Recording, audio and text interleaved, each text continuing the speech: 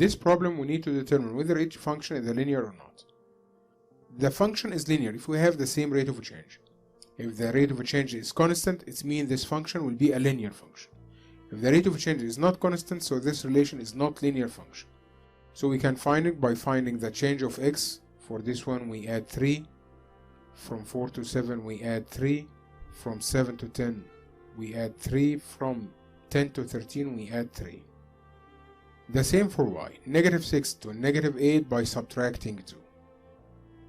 Negative 8 to negative 10 minus 2. By subtracting 2. By subtracting 2. You will find that the change of y over the change of x is constant in each time. For the first one will be negative 2 over 3. For the second one, negative 2 over 3. The third one, negative 2 over 3. You will find that all of them are equal, so this relation is a linear function.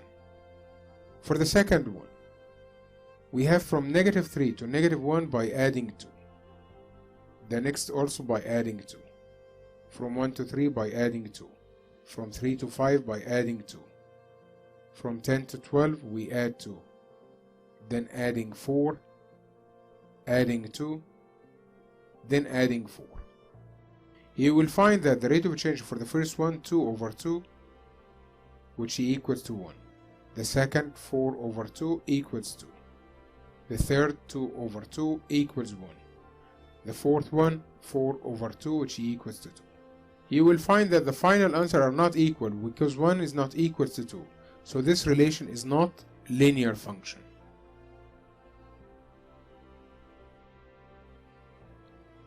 Number 3. By the same way, from 12 to 9 by subtracting 3. 9 to 6 subtract 3. Subtracting 3. From 3 to 0 by subtracting 3. From negative 4 to 1 by adding 5. We add 5. From 5 to 11 we add 5. From 11 to 16 we add 5. You will find that the ratio between the change of y over the change of x will be for each one 5 over negative 3. 5 over negative 3. 5 over negative 3. 5 over negative 3. All of them are equal. It means we have a constant rate of change, so this relation is a linear function. Number 4. From negative 3 to negative 2 by adding 1. We add 1. Adding 2. Then adding 1. From 11 to 15 we add 4. By adding 4.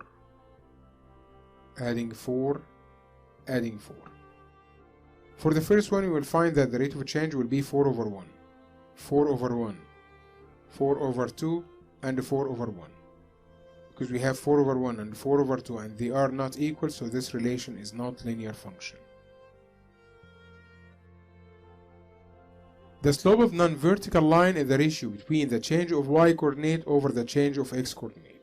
The change of y defined by the rise and the change of x defined by the run. So we can say that the change of y over the change of x, it will be rise over run. Rise over run.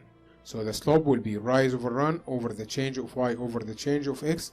So we can say that for any 2 points x1 and y1, the second point is x2 and y2 to find the slope between them. So it will be y2 minus y1, that's the change of y over the change of x, which is x2 minus x1. And that is the formula to find the slope. Then to find the slope, which is defined by the rate of change, so it will be the change of y over the change of x. The change of y by subtracting y2 minus y1 over x2 minus x1. We can define also the slope by rise over run. In this problem, we need to find the slope of the line that passes through each 2 pair of points. For the first one, negative 2 and 0, 1 and 5. As we said before, any ordered pair is formed from x and y. So we can write that we have x and y, that's x and y. That is the first point, so it will be x1, y1. That is the second point, so it will be x2, y2.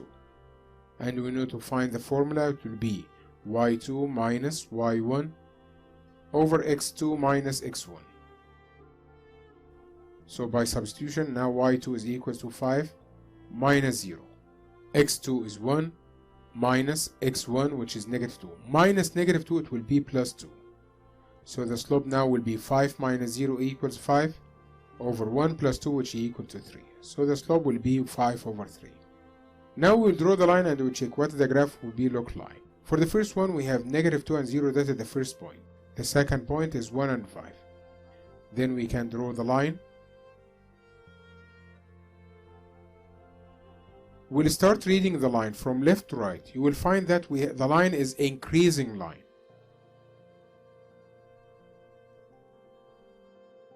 And the slope for this case is positive. Now with the second one. Negative 3 and 4, 2 and the negative 3. The ordered pair that we have, which is negative 3 and 4, 2 and the negative 3. We said to find the slope will be the change of y over the change of x. That's x1, y1, x2, and y2. As you know, the formula will be y2 minus y1 over x2 minus x1. So it will be negative 3 minus 4 over 2 minus negative 3, which is plus 3. So to find the answer now, negative 3 minus 4, which is negative 7. 2 plus 3 equals to 5. Now the slope of this line is negative. We can check what the graph will be look like. For the first one, negative 3 and 4. That's negative 3 and 4. 2 and the negative 3. That's 2 and the negative 3. Then we can graph the line. You will find that we have decreasing line. So there is a relation between the line and the slope.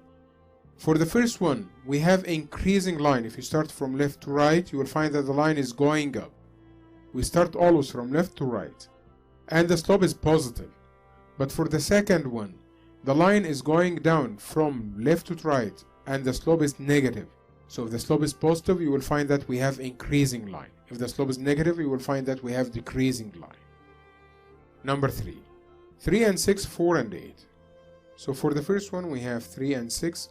The second is 4 and 8. That's x1, y1, x2, y2. As you know that the slope will be y2 minus y1 over x2 minus x1. So the answer now will be 8 minus 6 over 4 minus 3. 8 minus 6, which equals to 2. 4 minus 3 equals 1. In the simplest form, you will find that the answer is 2. Is positive. Before we graph, we know that the line will be increasing line. You can check your answer. For the first one, 3 and 6. 4 and 8. Then we can graph the line. You will find that we have increasing line.